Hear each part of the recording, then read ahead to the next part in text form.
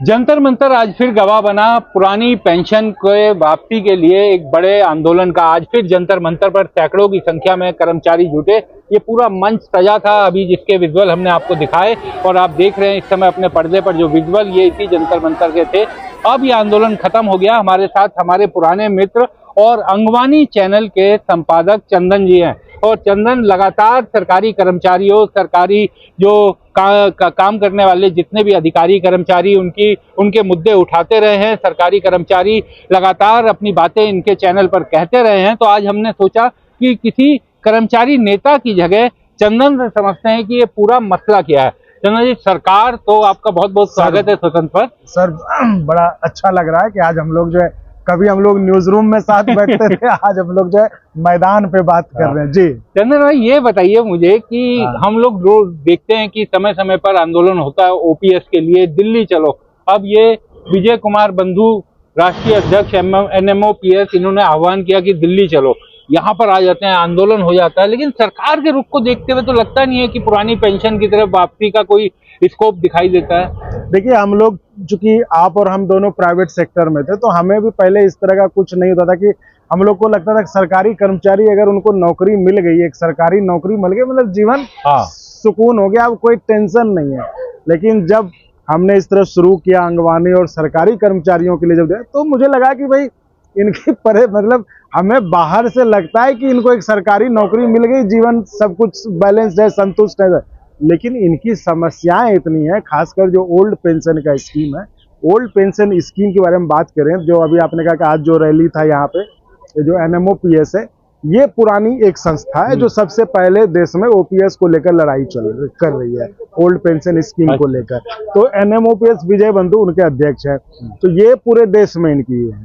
तो अब आज उनका था, जैसा हम भी आए थे आज, क्योंकि कर्मचारियों का मसला था तो आना ही था। भीड़ भी अच्छी थी, काफी भीड़ थी। इवन आप कनॉट प्लेस तक जो बसें वगैरह रोकी जा रही थी, पुलिस वगैरह की भीड़ ना हो। उन्होंने ट्वीट भी किए थे कि कर्मचारियों को रोका जा रहा है। हमने देखा भी वहां पर कि जो लोगों को रोक के जो है ये कर रहे थे। भीड़ अच्छी खासी, बहुत काफी भीड़ थी। तो जब पहले जो योजना थी, क्योंकि आपको याद होगा 2023 में बहुत बड़ी रैली हुई थी रामलीला मैदान में, तो इस बार भी इनकी योजना थी कि रामलीला मैदान में रैली की जाएगी, लेकिन इनको इजाजत नहीं मिली, जैसा कि इनका दावा था। वो हमने अपने इंटरव्यू में उनसे बातचीत की तो उन्होंने बताया था। तो ये हुआ था कि अब किसी भी तरह 25 को ये कार्यक्रम रुकेगा नहीं, तो जंतर मंतर पे इन्होंने किया। तो ये तो ठीक है। जो सवाल ये है, मेरे भी मन में सवाल आता है, और हमने कई बार कहा भी कर्मचारियों को कि अब ये जंतर मंतर है, जंतर मंतर पर कोई भी आएगा तो रोज कुछ ना कुछ होता ही रहता है, रोज धरना आंदोलन चलता है यहाँ पे। लेकिन आपकी बात, जिस चीज के लिए आप लड़ रहे हैं, वो सरकार तक पहुंच रही कि नहीं पहुंच रही है। अब ऐसा भी नहीं कि सरकार नहीं जानती है, क्योंकि इस बात को तो हम कहने से सरकार नहीं जानती होती तो यूपीएस क्यों लाती है। इसका मतलब है कि सरकार को कर्मचारियों की समस्या पता है, तो वो जो है यूपीएस को आप पसंद नापसंद कर सकते हैं, वो अलग मसला है। लेकिन ओपीएस तो मतलब एक कर्मचारी की मूलभूत आवश्यकता है ना, तो उसको लेकर कर्मचारियों को मुझे लगता है समझने की जरूरत है कि ओपीएस के नाम पर कहाँ सही में आंदोलन चल रहा है या कहाँ दुकान चल रहा है। तो ये चीज कर्मचारियों पर मैं भी कभी इस पे निर्णय, कुछ कंक्लूजन नहीं निकालता हूँ, लोगों पर ही छोड़ता हूँ। तो लोग जानते हैं, कर्मचारी जानते हैं कि कहाँ क्या चल रहा है। तो ये तो है। तो आखिर थोड़ा आइए चलते हैं, आइए कि कर्मचारियों के बीच में भी कई तरह के गुटबाजी देखने को मिलती है, कई अलग अलग संगठन है।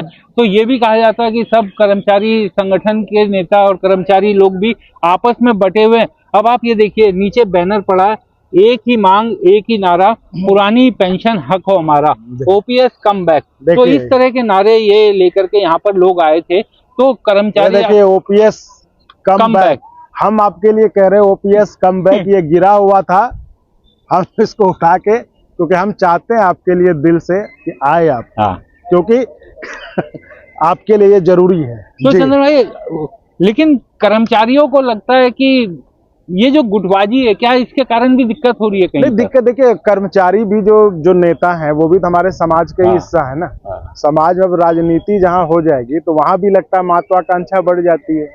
अब जैसे यही एनएमओपीएस है, एक था एनएमओपीएस, शुरू से ओल्ड पेंशन के लिए ही था एनएमओपीएस।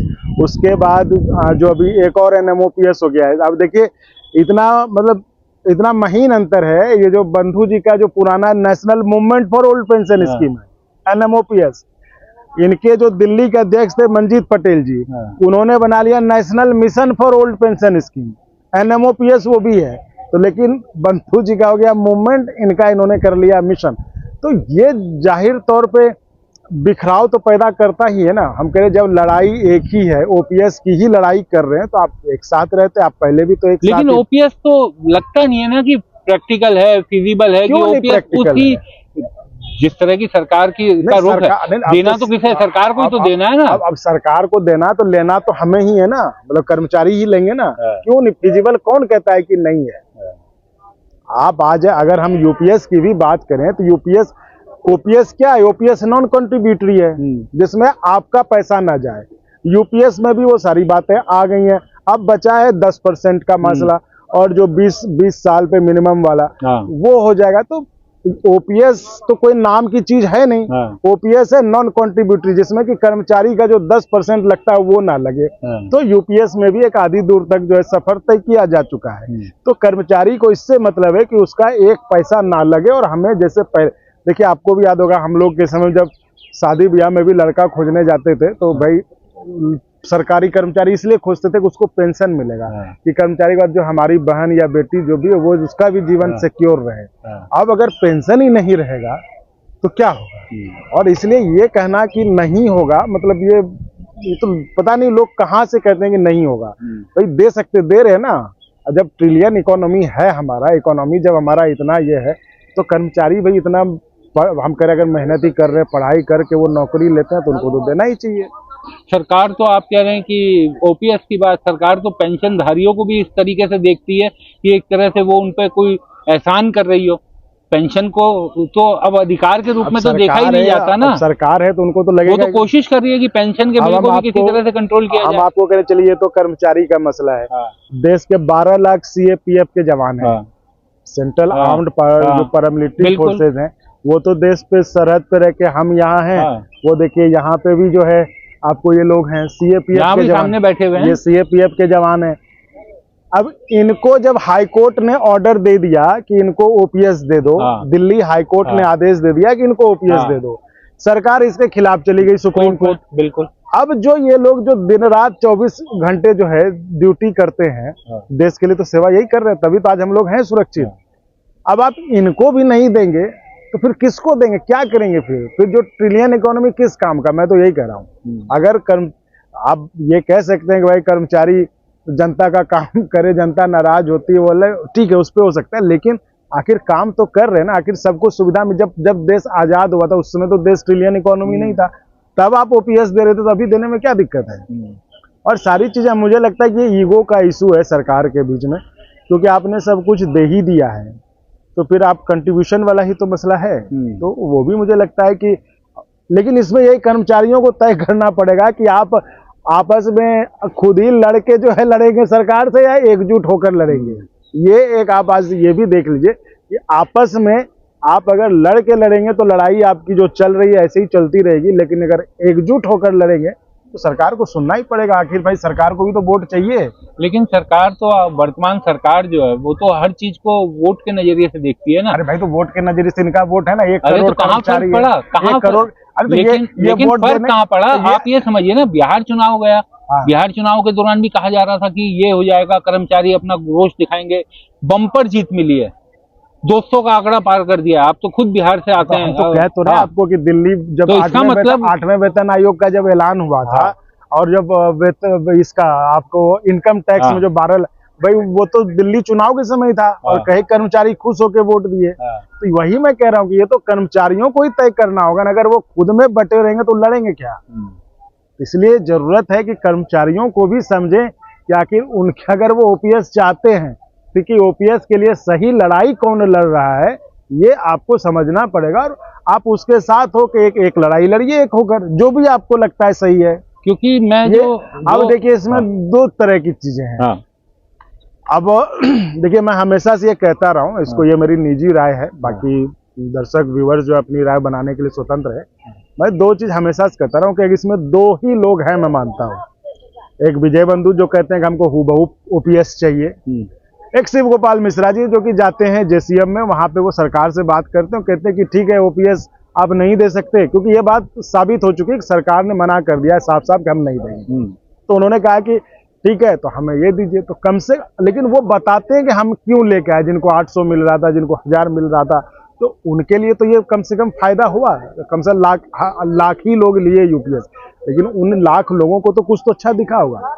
तो मैं ये कह रहा हूं, एक है विजय बंधु जी जो कि कह रहे हैं हूबहू हमको चाहिए। आपकी लड़ाई सच्चाई में कौन लड़ रहा है? और हम तो कहेंगे कि चैनल को भी आप देखिए, जो लोग चैनल है जो आपकी आवाज उठा रहे हैं उसमें भी देखिए कि जो लोग सही आपके मुद्दे के साथ है उसको भी सपोर्ट करिए।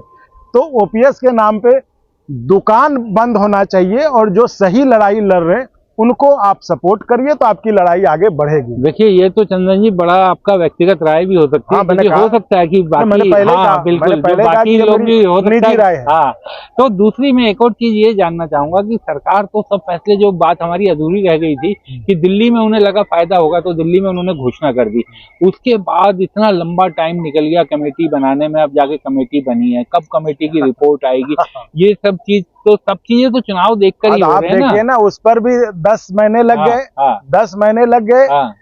जो कुछ नेता लोग हैं, कुछ लोग, उन्होंने कहा कि भाई ऐतिहासिक फैसला हो गया। अरे भाई आपको तो ये बयान देना चाहिए ना, आप धन्यवाद दे रहे हैं सरकार का, आप तो ये कहिए ना कि 10 महीने लग गए टर्म्स ऑफ रेफरेंस जारी होने में। जो काम 10 महीने, जो कि 1 महीने में हो जाना चाहिए था, जेसीएम ने पहले ही तुरंत दे दिया अपना जो उनका मसौदा था ड्राफ्ट, और जो स्टेक होल्डर्स उसके लिए मांगे। तो वही मैं कह रहा हूं कि जब यहाँ कर्मचारी नेता ही आपस में बटे रहेंगे तो क्या होगा। तो जरूरत है एक होकर, अगर ओपीएस चाहिए तो कर्मचारियों को तय करना होगा कि आप एक होकर लड़ाई लड़ेंगे, क्योंकि आप एक रहेंगे तभी तो आगे लड़ेंगे, नहीं तो फिर ऐसे ही रैली होती रहेगी, रैली होती रहेगी, रैली से आपको अब देखिए कब मिलता है ओपीएस, यही है। क्योंकि इसी जंतर मंतर पर हमने कई पेंशनर्स के भी आंदोलन देखे, बेचारे आते हैं 70-80 साल की उम्र में, और अब उन्हें लग रहा है कि उनके भी कई तरह की दिक्कतें हैं सरकार के साथ। जंतर मंतर पे रोज रैली होती है, और ये मैं तो उनको कहता भी हूँ, जो पेंशनर्स हमारी बात होती है, मैंने कहा कि अगर सरकार अगर सुनेगी तो आप ही की सुनेगी, पेंशनर्स की ही सुनेगी, क्योंकि एक कर्मचारी, देखिए समय भी बदल गया है। अब एक कर्मचारी आता है तो वो 10 EMI के लफड़े में फंसा होता है, उसको वो एफर्ट नहीं करता है कि हम जो आंदोलन है, उसको पता है कल को सरकार कोई कार्रवाई कर देगी, वो शांत भी है। तो मुझे लगता है कि ये पेंशनर्स ही जो है कुछ कर सकते हैं, क्योंकि पेंशनर्स को कुछ है, वो कुछ नहीं है, और वही जो है सरकार शायद उन्हीं की सुने तो सुने। और ये जो पेंशनर्स हैं, ये भी बड़ा अजीब चीज लगती है कि पेंशनर जो है वो सरकार के सबसे बड़े समर्थक वर्ग है।